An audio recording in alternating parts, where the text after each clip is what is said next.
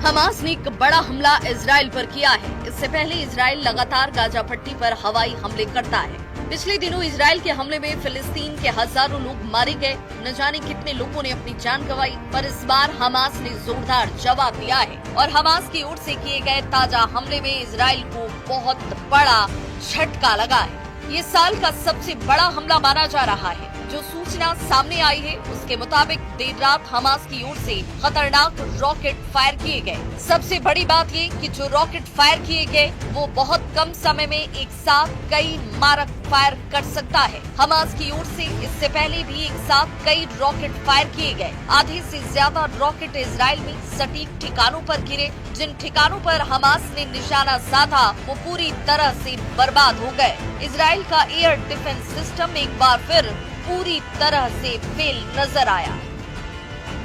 Israel का Iron Dome system इन rockets को रोक नहीं पाया। इजराइल की ओर से कहा गया कि कई जगह रॉकेट्स गिरे हैं और जिसकी वजह से भारी तबाही मची है और इसकी तस्वीरें, इन हमलों की तस्वीरें सोशल मीडिया पर छाई हुई हैं। हमास की तरफ से की गई बमबारी की तस्वीरें जो है सोशल मीडिया पर छाई हुई हैं और कितनी ज्यादा तबाही मची हुई है वो सब कुछ सोशल मीडिया पर देखा जा सकता है। इन रॉकेट्स अपार्टमेंट और बिल्डिंग पर गिरते हुए दिखाई दिए। हमास की ताजा बमबारी में इजराइल को जबरदस्त नुकसान पहुंचा है। इजराइल ने भी हमास की ओर से की गई बमबारी में नुकसान को स्वीकार किया है। इन हमलों में इजराइल के प्रधानमंत्री बेंजामिन नेतन्याहू सत्ते में हैं। कहा जा रहा है कि इजराइल पर हुए हमले में बहुत ज्यादा तबाही मची है, जान और माल का बहुत नुकसान हुआ है। इसकी सोशल मीडिया में बहुत चर्चा तक हो रही है। कुछ दिन पहले ही इजराइल के प्रधानमंत्री बेंजामिन नेतन्याहू ने अमेरिकी राष्ट्रपति डोनाल्ड ट्रंप से मुलाकात की थी, जिसमें गाजा पट्टी के ताजा हालात पर चर्चा हुई। पर इजराइल के प्रधानमंत्री बेंजामिन नेतन्याहू कोई जवाबी कार्रवाई कर पाते उससे पहले ही हमास ने इजराइल पर जोरदार एयर स्ट्राइक कर दिया। इसकी तस्वीरें जैसे ही सोशल मीडिया पर सामने आई, हर तरफ खलबली मच गई। ये हमले मध्य गाजा के दीर अल बलाह और अश्कलोन और अश्कदोद जैसे इलाकों में हुए। इस हमले में मिडिल ईस्ट में शांति के प्रयासों को गहरा धक्का लगा है। यही नहीं, हमास की ओर से हो रहे इजराइल पर ताबड़तोड़ हमले को रोकने में इजराइल का डिफेंस सिस्टम पूरी तरीके से नाकाम साबित हुआ।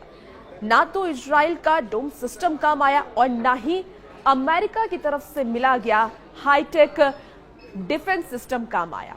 अब अगर आने वाले वक्त में इजराइल और ईरान का युद्ध होता है तो इजराइल पूरी तरीके से तबाह हो सकता है।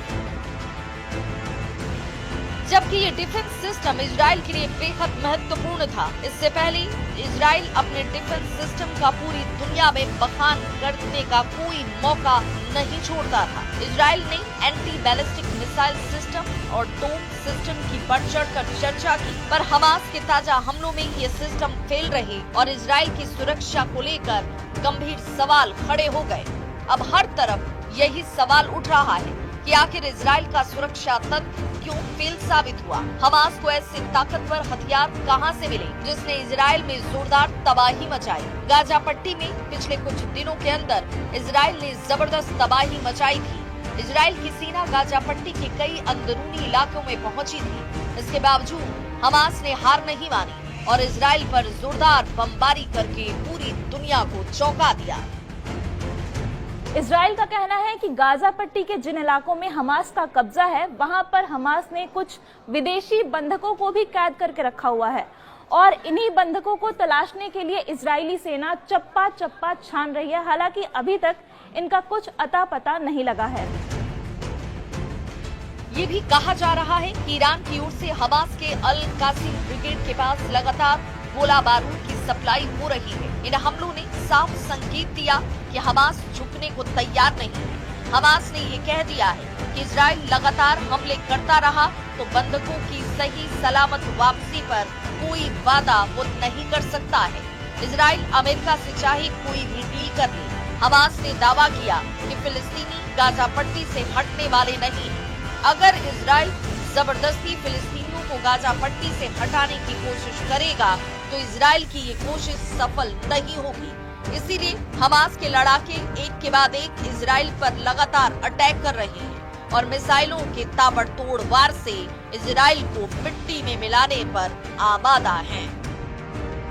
उधर हमास के हमलों के जवाब में गाजा पट्टी के विभिन्न क्षेत्रों में इजरायली हमले में कम से कम 19 फिलिस्तीनी मारे गए। गाजा सिविल डिफेंस का कहना है कि गाजा शहर के उत्तर पूर्व में खास करके जो इजराइल ने निशाना बनाया घरों को, उसमें 10 महिलाओं और बच्चों को मार दिया गया।